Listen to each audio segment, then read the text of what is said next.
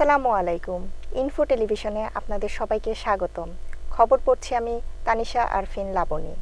গাজীপুর টঙ্গীর pilot school and girls college মাঠে শুক্রবার বিকেলে অনুষ্ঠিত হলো unity of 1000 present gen Z cricket tournaments final খেলা ও পুরস্কার বিতরণ অনুষ্ঠান।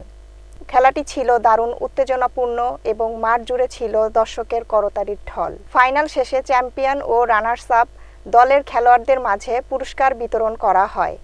বিজয়ীদের হাতে তুলে দেওয়া হয় আকর্ষণীয় ট্রফি ও ক্রেস্ট।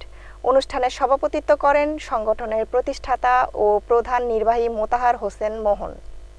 প্রধান অতিথি হিসেবে উপস্থিত ছিলেন গাজীপুর মহানগর বিএনপি সাবেক যুগ্ম সাধারণ সম্পাদক মোহাম্মদ মাহবুবুল আলম শুক্কুর। উদ্বোধন করেন বাংলাদেশ জামায়াতে ইসলামী টঙ্গী পশ্চিম থানা আমির মোহাম্মদ আনোয়ার হোসেন ভূঁইয়া।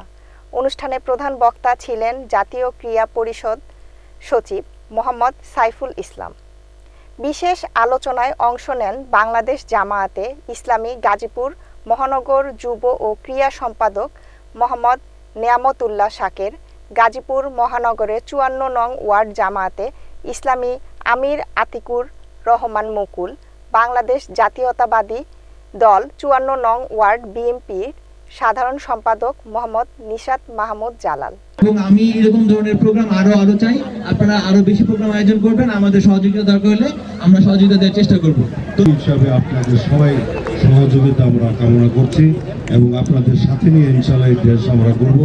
যত ষড়যন্ত্র যত কিছু হোক, ইতিপূর্বে অনেক ষড়যন্ত্র হয়েছে দেশের বিরুদ্ধে, আগামী দিন যেন ষড়যন্ত্রকারীরা যেন এই দেশের মাথা চাড়া দিয়ে না উঠতে পারে সেদিকে আমরা লক্ষ্য রেখে যুব সমাজকে, তরুণ সমাজকে আমরা মাদক সহ যেই অস্থিরতা বেহাপনা থেকে মুক্ত করে তাদেরকে একটা সুন্দর জাতি গঠন করার জন্য আমরা আমাদের এই যুব সমাজকে তৈরি করতে সক্ষম হব ইনশাআল্লাহ।